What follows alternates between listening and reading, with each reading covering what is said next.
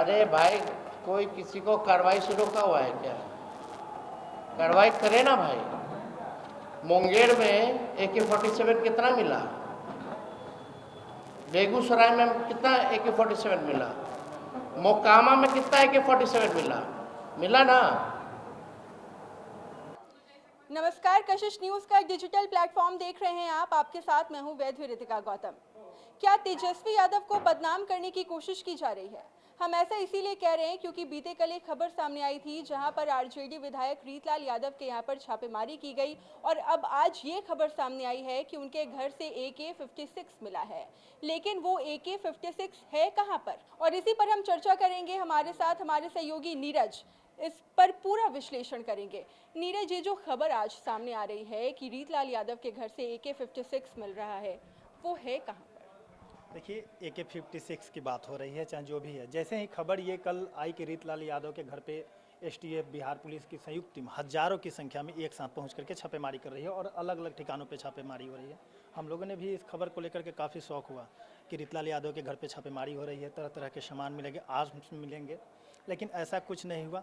देर शाम तक ये खुलासा हुआ कि उनके घर से 10 लाख रुपये नकद और 77 लाख के ब्लैंक चेक मिले हैं, कुछ स्टाम्प मिले हैं, जमीन के डीड मिले हैं। ऐसे सवाल उठे और सवाल की पुष्टि ASP भानु प्रताप सिंह ने कर दिया कि उनके घर से आर्म्स नहीं मिले हैं। तो निश्चित तौर पे अब तेजस्वी प्रसाद उसी बाहुबली विधायक को लेकर के आज मुखर होकर के पत्रकारों से बातचीत करते हुए उन्होंने साफ तौर पे कहा कि ये बदनाम करने की कोशिश की जा रही है। अगर पुलिस को अगर आर्म्स मिले हैं तो उस पर कार्रवाई कर सकते हैं, स्वतंत्र है पुलिस।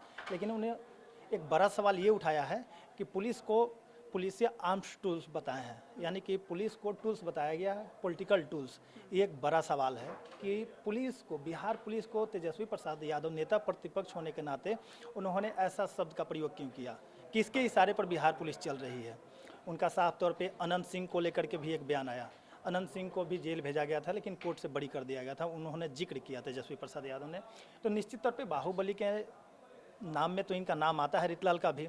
लोगों को भी यही सकता है कि हज़ारों की संख्या में लोग जाकर के छापेमारी कर रहे हैं, पुलिस संयुक्त टीम जाकर के छापेमारी की, लेकिन जो मिलना था वो तो मिला, लेकिन आर्म्स नहीं मिली। आगे भी पुलिस इस पर छापेमारी करेगी और निश्चित तौर पे यही कहा जा सकता है कि राजद जिस तरह से मुखर होकर के हर चीज़ बोलते हैं, आज तेजस्वी प्रसाद ने साफ तौर पे कह दिया कि रीतलाल यादव विधायक होने के नाते उनकी छवि को धूमिल की जा रही है। और ट्विटर पे कल रीतलाल यादव ने खुद उन्होंने ट्वीट किया था कि मेरे घर के लोगों को परेशान किया जा रहा है। हज़ारों की संख्या में जब लोग पुलिस को देखते हैं तो गांव वाले भी परेशान हो जाते हैं कि क्या हुआ है।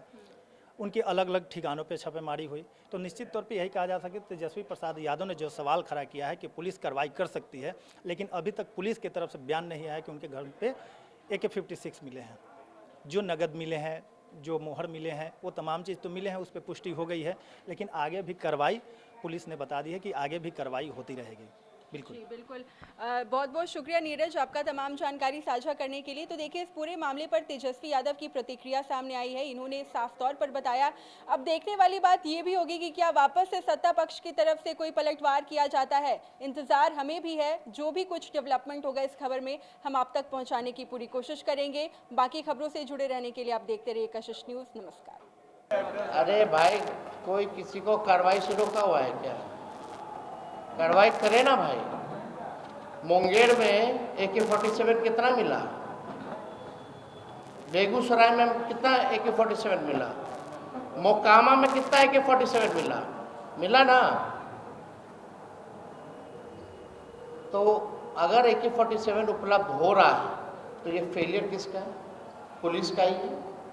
दूसरी बात, ये सरकार कितना सेलेक्टिव काम करती है, ये देखने की ज़रूरत है।